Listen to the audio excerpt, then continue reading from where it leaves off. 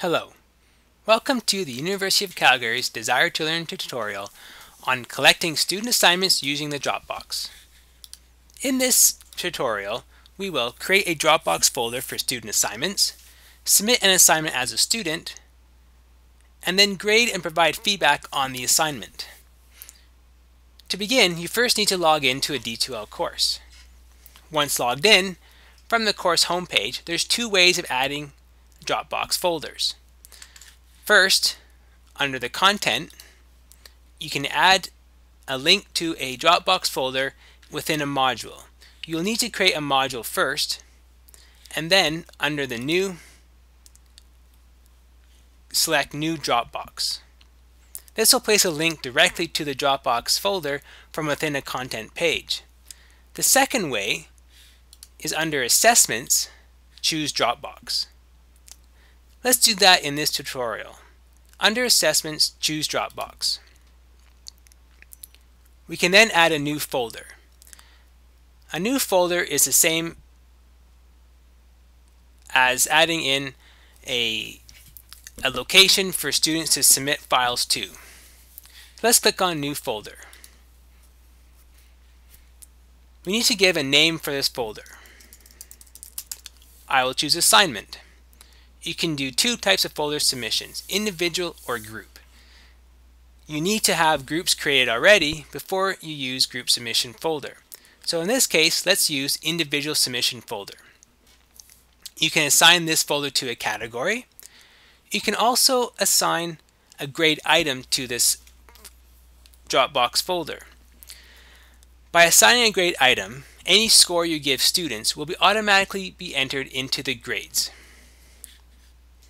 You will need to either have one created beforehand, or you can click New Grade Item to create one right now. Since I had one created already, I'm going to choose Assignment from my list. I can then choose an out of value. This assignment is going to be worth 50 points. So I'll give students a score out of 50. I'll get a preview of what students will see. They will see a percentage and a letter grade. I can add a rubric if I have one created already.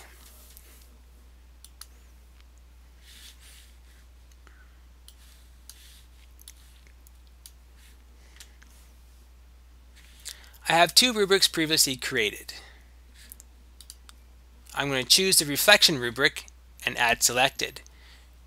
Note, you do not have to use a rubric if you don't want to. If I scroll down, I can add instructions.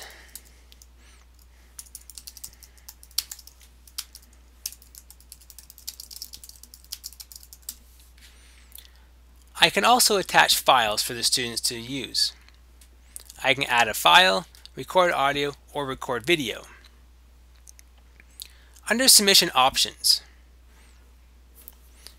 there are two different ways of controlling how students and what students submit.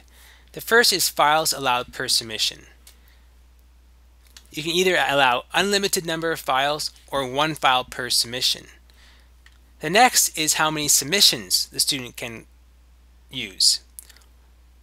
First, all submissions are kept. For example, if a student submits 5 times, you will see all 5 submissions for that student. The next option, only the most recent submission is kept, only keeps the most recent of those 5 submissions. So in this example, the 5th submission will be kept. Or only one submission is allowed. By using a combination of files allowed per submission and the submission type, you can control how and what students will submit. In this example, I'm going to use unlimited number of submissions, but only the most recent submission is kept. Sorry, unlimited number of files per submission, while only the most recent submission is kept. Click Save and Close once you're done setting up your folder. I will now get an overview of all the Dropbox folders I have in the course, and over on the right, number of files that have been submitted so far by students. You notice there's an option for due date. I haven't set a due date for assignment yet. To do so, from the drop-down menu for the assignment, click Edit Folder. You can then go to Restrictions. Click on the Restrictions tab. In the Restrictions tab, I can add a start/end date and a due date. By selecting due date, I can now assign a due date of April 7th at 5 p.m. Another neat feature under Restrictions allows you to give special access to certain students outside the normal availability dates of this folder. For example, a student is not able to submit on time. You can give that one student access to submit at a different or later date. At this point, I'm going to make sure I have a due date assigned and click Save and Close. Now, back on my Dropbox folder screen, I have a due date of April 7th at 5 p.m. Now we need to submit an assignment as a student. To do so, you'll need to either have a student in your course or a student account. I have just switched to my student account. I am in the same course, and if I go under Assessments Dropbox, I will see the assignment that was just created by the instructor. So far, I have no submissions and no feedback from the instructor, but I do see the due date. If I go under the calendar for that course, I should also see the due date for that assignment in the calendar, which is today at 5 o'clock. I can get to that assignment by clicking on the calendar entry, clicking More, and clicking on the assignment link.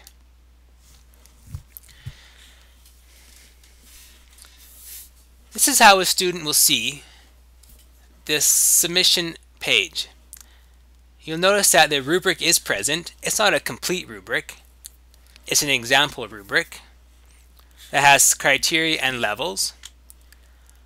A student can also add files. You notice that there's a small asterisk beside files to submit, which means that a student must attach a file in order to submit the assignment. Click Add File, click Upload, and choose a file to upload for the instructor. And then click Add. A student can also type in some comments. Then click Submit.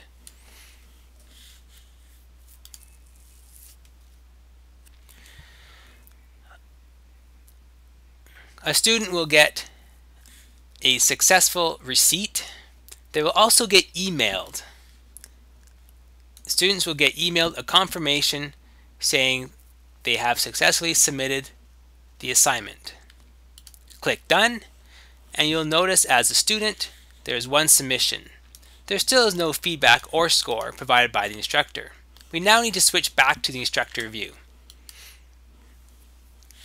If I switch back to the instructor view, under Assessments, choose Dropbox, you'll notice that my total files and unread files have been updated. If I click on the drop-down menu for the assignment and view submissions, I will get a list of all the students who have submitted their assignment so far. At the top of the page, I can email users without submissions if I want to contact those students. I can also view by users or files. In this case, I'm going to look for users. I can view by users or groups if I have groups created. I can search for users or a certain student. I can also look for students with submissions, without submissions, ones that I've graded, and so on. I can also only show users with unread submissions, meaning ones I haven't looked at yet. Once you have sorted out all your criteria for searching, you can scroll down and see the students who have submitted. In this case, one student has submitted, and if I scroll over to the right, I can click Evaluate to view their work. From the Evaluate Submission screen, I can go back to Folder Submissions. I can also go Next Student and Previous Student. For this student I'm grading now, I can click on the file they sent, and I'll get a preview of it in this left-hand screen. I can get a preview of PowerPoint, Word documents, and PDF files. Over on the right is where I can start entering grades. I can do two things to entering grades. First, I can enter a score. The second one is if I'm using a rubric, I can click on that rubric and I can use the rubric to calculate a score for the student by using the levels and criteria. In this case, the rubric calculated a total points of 15. I can then scroll down to the bottom of the page and click Save and Record. And that will enter a score for the students. You notice that I can use a rubric, and the rubric is out of 18 points, yet my assignment's out of 50. D2L will automatically convert 15 out of 18 to 41.6 out of 50. If I want to override that, I can simply change the score in the score field.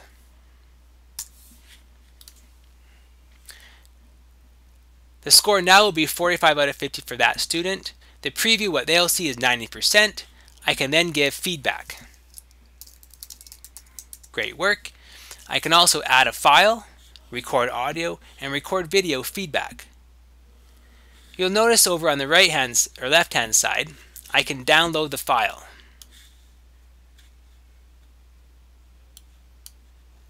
There's a download button right here at the very bottom of the screen.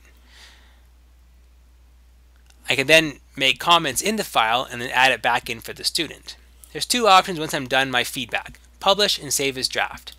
If I click Save as Draft, and then I go back to folder submissions, you'll notice that it says Saved as Draft Saved, and the date I saved it. This allows me to grade all students before releasing them to the grades to the students. Once I've graded all students, I click on the Select All option over on the left, and then Publish Feedback. And that will publish the feedback for all students at once. You'll notice now it says Publish next to that student's name. Now, let's go back as how a student would see their feedback. Here I'm back at Student View. If I refresh my screen by going under Assessments Dropbox, you'll notice now there's a score for the student and feedback. If I click on the feedback, I will see the completed rubric. I'll also see any feedback the instructor has provided that student. In this case, the text Great Work appears and the score.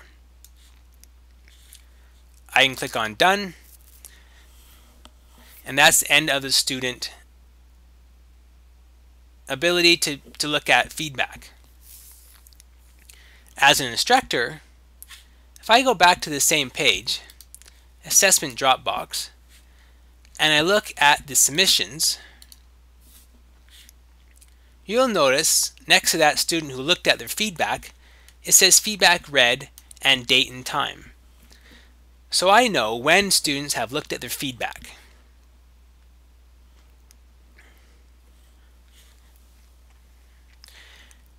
If I have recorded or linked my folder, my Dropbox folder, to a grade item, if I go under Assessments Grades and I go to Enter Grades, that 45 out of 50 I assigned has now been transferred over into my grades, or grades for that student. And my letter grade, my final grade, has been updated with that 45 out of 50.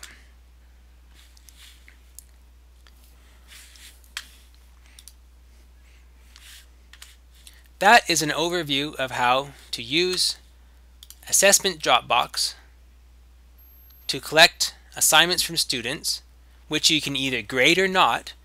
You can always just simply send feedback to students. For example, if it's a draft proposal and you don't want to collect a grade, you can send feedback to students using this mechanism. Thank you for viewing this tutorial. You can always return to your D2L homepage, where you can find more information using the D2L fully searchable help and instructor video tutorials.